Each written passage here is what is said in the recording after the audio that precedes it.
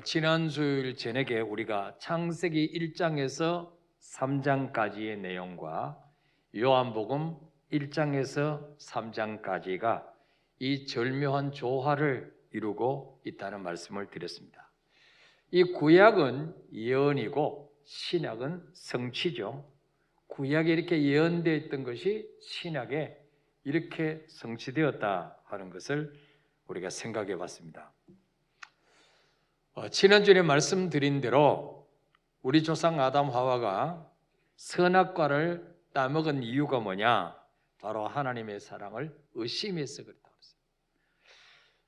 하나님의 사랑을 불신했기 때문에 하나님 말씀보다도 마귀 말을 더 듣고 선악과를 따먹음으로 하나님과 관계가 끊어지게 되고 에덴의 축복을 다 잃어버리는 그런 비극을 맞이하게 됐다는 말씀을 드렸습니다.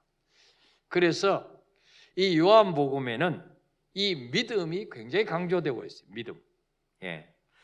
무려 98번이나 믿음이라는 단어가 계속 나오고 있습니다. 자, 오늘 요한복음 3장 14절 15절 한번 읽어볼까요? 시작. 모세가 광야에서 뱀을 든 것 같이 인자도 들려야 하리니 이는 그를 믿는 자마다 영생을 얻게 하려 하심이라. 아멘. 이스라엘 백성들이 광야길을 오는 동안에 물이 없다고 불평하고 원망할 때 하나님이 불뱀을 보내서 물게 하셨습니다. 온몸이 퉁퉁 붓고 열이 오르고 죽어갈 때에 이스라엘 백성들이 모세에게 와서 우리가 잘못했으니까 좀 기도해 주십시오. 그래서 모세가 기도할 때 하나님이 구리로 놋뱀을 만들어서 짱대에 높이 달아라. 누구니 이 뱀을 쳐다보는 자는 살리라고 해라. 그래서 놋뱀을 만들어서 짱대 높이 매달아 놨는데 그걸 쳐다보는 자는 열기가 내려가고 부기가 빠지고 살아났다 그랬어요. 바로 그것은 장차 오실 예수 그리스도를 상징한다 그랬죠. 지금도 우리 성주 순례 가면 그 높이 달린 이 구리뱀을 우리가 보게 되죠. 그래서 예수님도 이렇게 들려야 하리라. 하늘과 땅 사이에 높이 들려 죽으셔야 돼요. 하나님과 인간 사이를 연결시켜주러 오셨기 때문입니다. 그래서 왜 예수님이 들려야 하느냐? 15절에 이는 그를 믿는 자마다 영생을 얻게 하려 하심이라.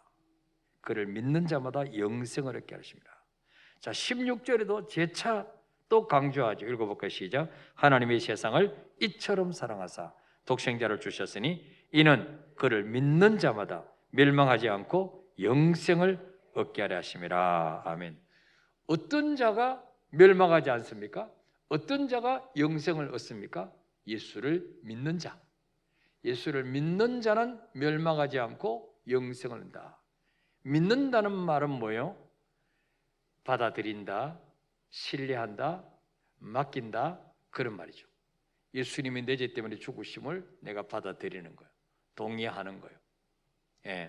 내 인생을 그분께 맡기는 거예요. 이게 믿는 것이죠. 또 요한복음 1장 12절에서는 믿는다는 말은 그 뭐야? 영접한다는 말과 같다. 영접하는 자, 곧 그 이름을 믿는 자들에게는 하나님의 자녀가 되는 권세를 주셨으니, 예수 믿는다는 말은 영접한다는 말도 된다. 내 안에 예수님을 믿어야 영접할 거 아니에요. 그분이 내 죄 때문에 죽으시면 안 믿어지는데 어떻게 모셔드리겠어요? 믿어져야 영접하게 돼. 믿고 영접할 때 하나님의 자녀가 되는 권세를 얻는다. 대통령 자녀만 돼도 대단한 권세가 있는데 하나님의 자녀는 엄청난 권세가 있죠. 그래서 우리는 하나님의 자녀라고 하는 이 자존감, 이 프라이드를 늘 가지고 있어야 돼요. 그래서 세상에 타협하려고 할 때마다 나는 왕같은 제사장이요, 하나님의 자녀인데 감히 하나님을 아버지라 부르는데 내가 이렇게 살면 안 되지. 늘 이 신분의식, 하나님의 자녀라고 하는 신분의식을 늘 가지고 살아야 될 줄 믿습니다. 자, 18절에도 또 믿음이 나오죠. 18절 읽어볼까요? 시작. 그를 믿는 자는 심판을 받지 아니하는 것이요 믿지 아니하는 자는 하나님의 독생자의 이름을 믿지 아니함으로 벌써 심판을 받은 것이니라. 아멘. 그를 믿는 자는 심판을 받지 아니하는 것이요. 그 심판, 심자 앞에 제 성경에는 괄로 오 이렇게 되어 있는데 밑에 보면 각주에 보면 괄로 오에 또는 정죄 그렇게 기록됐어요. 여러분 성경책에도 그렇게 되어 있습니까? 싼 거는 안 되어 있고 좀 비싼 거는 그렇게 이렇게 주석이 안 되어 있는 거는 그게 없어요. 조금 비싼 걸로 바꾸세요. 뭐 번호는 틀릴 수 있어요. 뭐, 여러분이 2가 될 수도 있고 저는 5로 되어 있는데 5로 되어 있는 게 제일 비싼 거예요. 그래서 그를 믿는 자는 정죄를 받지 아니하는 것이요. 예수 믿으면 뭐요? 너 죄인이야. 너 죄값 받아야 돼. 정죄를 받지 않는다는 거죠. 왜 그렇습니까? 로마서 8장 1절 2절에 그리스도 예수 안에 있는 자에게는 결코 정죄함이 없나니 이는 생명의 성령의 법이 죄와 사망의 벌써 너를 해방하심이라. 내 대신 정죄받아 주신 분이 있기 때문에 더 이상 너 그런 죄를 지었지 너 죄값 받아야 돼 할 수가 없다는 거죠. 그래서 그를 믿는 자는 정죄를 받지 아니하는 것이요 믿지 아니하는 자는 하나님의 독생자 이름을 믿지 아니하므로 벌써 정죄를 받은 것이니라.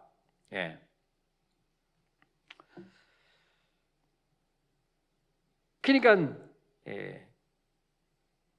왜 예수 안 믿는 게 그렇게 큰 죄냐? 사람들이 그러죠. 아니 종교에는 자유가 있는데 예수 믿을 수도 있고 안 믿을 수도 있고 믿으면 더 좋고 안 믿으면 좀 거시기 하고 그런 거 아니냐? 그런데 그게 아니란 거죠.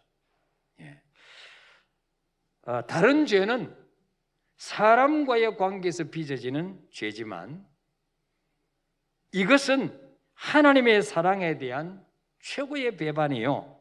하나님의 독생자를 믿지 않는 것은 하나님께 대한 최대 불신이라는 거예요. 그래서 요한복음 16장 9절 한번 볼까요? 읽어봅시다. 시작. 죄에 대하여라 하면 그들이 나를 믿지 아니하며. 아멘. 자, 성령이 오시면 죄에 대해서 심판에 대해서 우리를 가르쳐 주시는데 죄에 대하여 하면 뭐냐? 그들이 나를 믿지 아니하며. 불신자들은 예수 안 믿는 게 죄인 줄 모릅니다. 그래서 죄 중에 가장 근본적인 죄가 뭐냐? 예수를 믿지 않는 죄예요. 이거는 바로 뭐와 같으냐?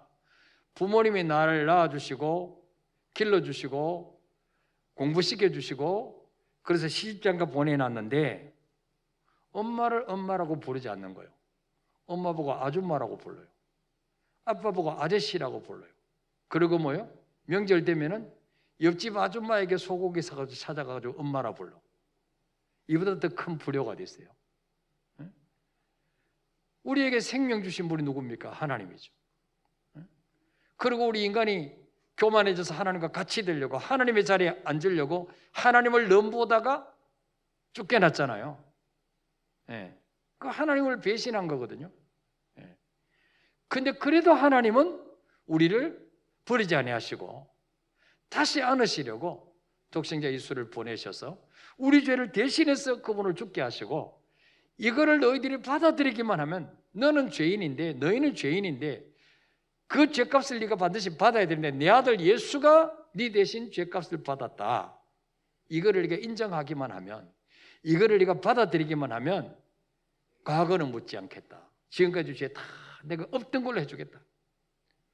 어려워요, 쉬워요? 여기 뭐 돈 드는 거 있어요? 내가 막 노력해야 되는 거 있어요? 없어요. 근데 이거를 나 안 믿겠다. 주님 사랑을 거절하는, 주님의 호의를 거절하는 거예요. 이게 가장 하나님 마음을 아프게 하는 거라는 거예요. 어떤 사람이 큰 잘못을 저지르고 감옥에 들어가 있는데 뭐 8월 15일 광복절이나 성탄절 때 대통령이 특사를 하죠. 특사. 그래서 특별 사면장을 주는 거예요. 당신 이제는 석방 시켜주겠습니다. 근데 나 그거 싫어요. 나 그냥 여기서 살래. 구차하게 나 그냥 석방하기 싫다고. 그럼 어떡하겠어요? 그냥 거기서 평생 그냥 살다 가야지. 예, 공짜 밥 먹고 가야죠. 요즘 전세도 비싼데. 그거 똑같다는 거예요. 지옥 가야 마땅한 우리에게 죄 용서 받는 길을 허락하시고 하나님의 자녀 되는 길을 허락하시고 하나님을 아버지라 부를 수 있는 이 놀라운 길을 열어주셨는데도 불구하고 나 그거 안 받아들이겠습니다. 당신 사랑 안 받아들이겠습니다.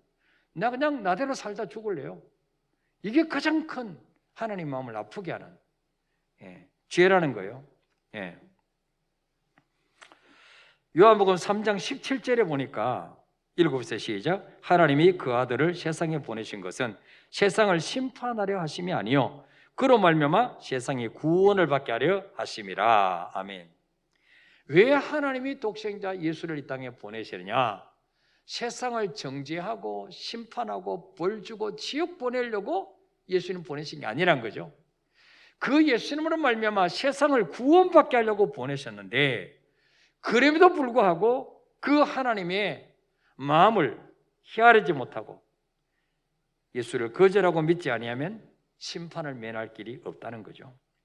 이것은 심판 날까지 기다려 볼 것도 없이 예수 믿지 않고 하나님의 사랑을 거절한 그 자체가 벌써 심판을 받은 것이다. 그 자체가 벌써 정죄받은 것이라는 거죠. 그래서 하나님 믿지 않는 사람은 어떻습니까? 온갖 것 다 가져도 불안해요. 왜 내 인생을 책임져 줄 분이 없어요.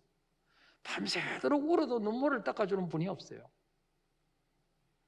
내 편 들어주는 사람이 없어요. 얼마나 외롭습니까? 영적 고아잖아요.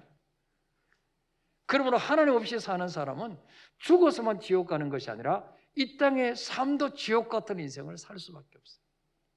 행복이 없잖아요. 마음에 평안이 없잖아요. 기쁨이 없잖아요. 머리 위에 인생을 쌓는 거예요. 아무리 열심히 쌓아도 언제 무너질지 모르. 왜? 그 사람의 본질이 에베소서 2장 3절에 진노의 자식이기 때문에. 본질이 진노의 자식이기 때문에 얼마나 불쌍한 영혼입니까? 그래서 우리가 전도해야 된단 말이죠. 다음으로 세례 요한의 이 마지막 증거가 나오는데 3장 26절 한번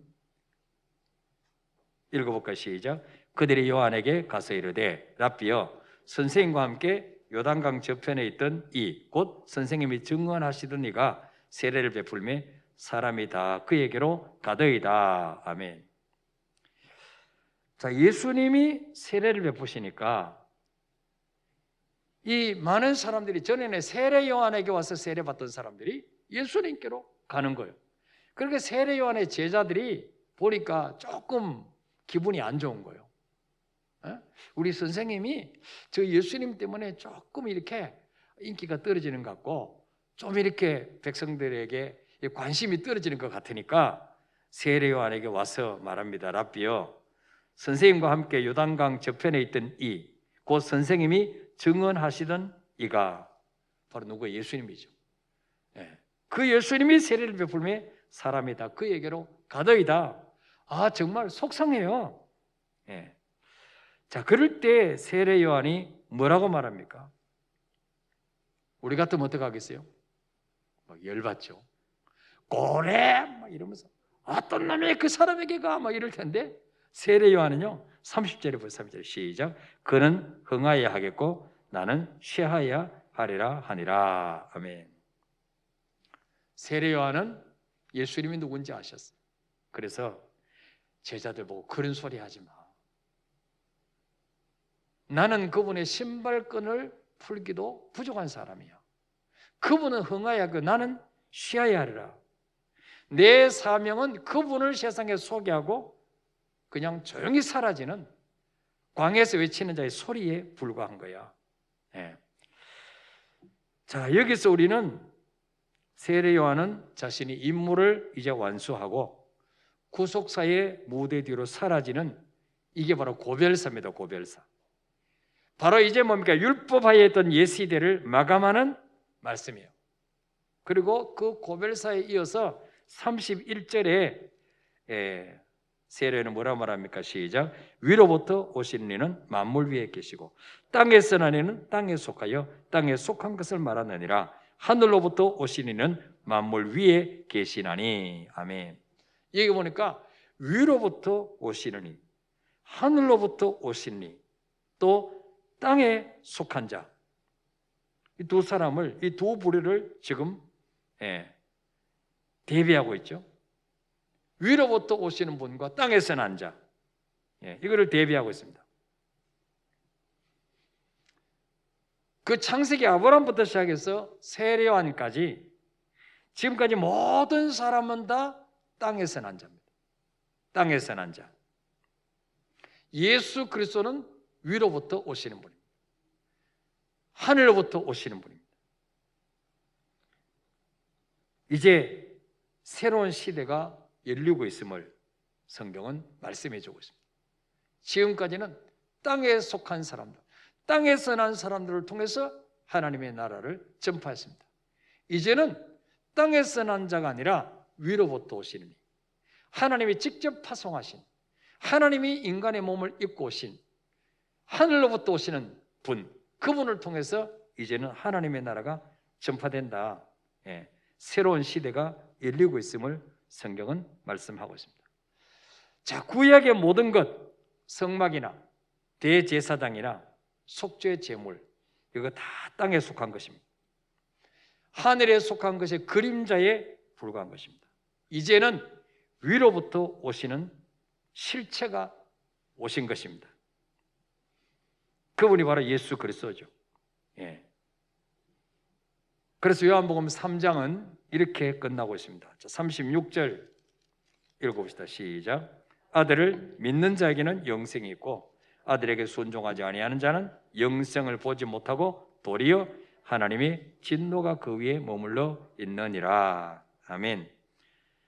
아들을 믿는 자에게는, 예수를 믿는 자에게는 영생이 있고 아들에게 순종하지 아니하는 자는 영생을 보지 못하고 영생만 못 받는 게 아니고 도리어 뭡니까? 하나님의 진노가 그 위에 머물러 있다. 그렇게 말씀하고 있습니다. 아들을 믿는 자에게는 영생이 있고 또 요한복음 5장 24절에서는 내 말을 듣고 나 보내신 믿는 자는 영생을 얻었고 그랬어요. 아까 요한복음 3장 36절에서는 아들을 믿는 자에게는 영생이 있고 또 5장 24절에서는 믿는 자는 영생을 얻었고 또 6장 47절에서는 내가 진실로 너에게 이르노니 믿는 자는 영생을 가졌나니 그랬어요. 아들을 믿는 자는 영생이 있고 또 영생을 얻었고 영생을 가졌나니. 어떤 자? 아들을 믿는 자. 얼마나 확실합니까? 얼마나 분명합니까? 우리가 얼마나 선한 일을 많이 했느냐, 얼마나 주에서 충성했느냐, 이게 아니고 아들을 믿었냐 안 믿었냐, 그 아들이 내 마음속에 구원자라 와 계시느냐 안 계시느냐, 거기에 따라서 영생을 얻기도 하고 영생만 못 받은 것이 아니라 도리어 하나님의 진노가 그 위에 머물러 있을 수도 있고 그렇다는 거예요. 계시록 6장 15절부터 17절 읽읍시다. 시작. 땅의 임금들과 왕족들과 장군들과 부자들과 강한 자들과 모든 종과 자유인이 굴과 산들의 바위 틈에 숨어 산들과 바위에게 말하되 우리 위에 떨어져 보호자에 앉으신 이의 얼굴에서와 그 어린 양의 진노에서 우리를 가리라. 그들의 진노에 큰 날이 이르렀으니 누가 능히 서리요 하더라. 아멘. 주님이 마지막 심판의 주로 오실 때에 땅의 임금들과 왕족들과 장군들과 부자들과 강한 자들과 모든 종과 자유인, 예수를 믿지 않는 모든 사람들이 굴과 바위 틈에 숨어서 뭐라고 말하느냐? 산들과 바위에게 말하되 우리 위에 떨어져서 보좌에 앉으신 이의 얼굴, 보좌에 앉으신 하나님의 얼굴의 소리를 가려달라. 어린 양의 진노의 소리를 가려달라. 그럴 때가 온다는 거예요. 예. 그래서 뭐예요? 하나님 아들을 믿지 않은 자는 하나님의 진노가 그 위에 머물러 있다가 어느 날 우박처럼 쏟아질 날이 온다는 것입니다. 이 진노를 피하는 방법이 뭐냐? 하나님의 아들을 믿느냐 안 믿느냐, 여기에 따라 결정된다는 거예요. 그래서 여러분, 우리 주님도 노아의 때처럼 노아가 방주를 만들어 놓고 곧 홍수로 멸망한다, 다 비웃었어요. 이 말은 하나님은 무슨 홍수가 오냐고, 무슨 산에서 배 만들냐고 다 비웃었어요. 근데 어느 날 갑자기 홍수로 멸망했어요. 주님 오실 때도 마찬가지라 그랬어요. 사람들이 시집가고 장가가고 일상생활이 계속될 때 어느 날 갑자기 주님이 재림하신다. 개인의 종말도 마찬가지예요. 개인의 종말도. 언제 우리가 주님 앞에 설지 몰라요. 그래서 뭔가 항상 준비하고 살아야 합니다. 그렇다고 뭐예요? 이단들처럼 회사도 치우고 저 한 군데 모여가지고 맨날 찬송만 하고 있으란 말 아니에요. 일상생활을 하면서 학생들은 학교 가고 어른들은 돈 벌러 가고, 그러면서도 뭐예요? 늘 믿음의 줄 놓치지 말고 늘 주님과 교제하면서 대배해야 된다는 거예요. 믿습니까 여러분? 네. 자, 우리 찬송가